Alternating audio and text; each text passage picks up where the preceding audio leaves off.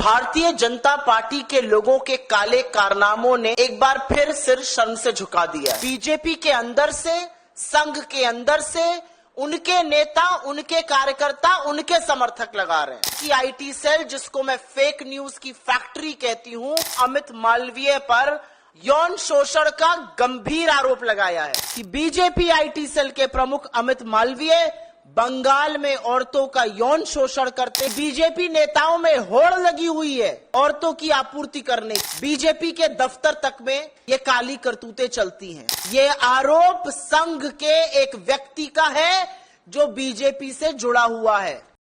24 घंटे नहीं हुए हैं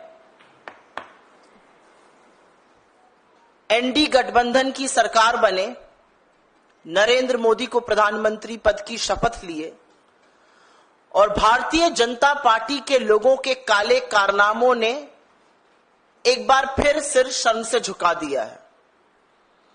और ये जो आरोप लग रहे हैं, ये हम नहीं लगा रहे हैं, ये बीजेपी के अंदर से, संघ के अंदर से उनके नेता, उनके कार्यकर्ता, उनके समर्थक लगा रहे हैं। अब जो आरोप सामने आया है उसमें बीजेपी के नेता और उनकी आईटी सेल, जिसको मैं फेक न्यूज की फैक्ट्री कहती हूं, उसके सरगना अमित मालवीय पर आरएसएस के एक नेता ने यौन शोषण का गंभीर आरोप लगाया है। संघ परिवार के नेता हैं शांतनु सिन्हा, वो बीजेपी के बंगाल के पदाधिकारी राहुल सिन्हा के भाई हैं, एबीवीपी के सदस्य रह चुके हैं, हिंदू संघ के प्रमुख हैं।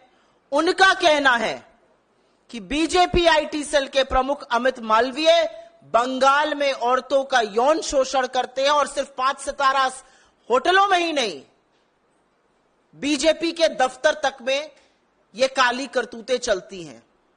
उन्होंने बंगाली में ट्वीट करके, बांग्ला में ट्वीट करके यह भी लिखा है कि बीजेपी नेताओं में होड़ लगी हुई है औरतों की आपूर्ति करने की।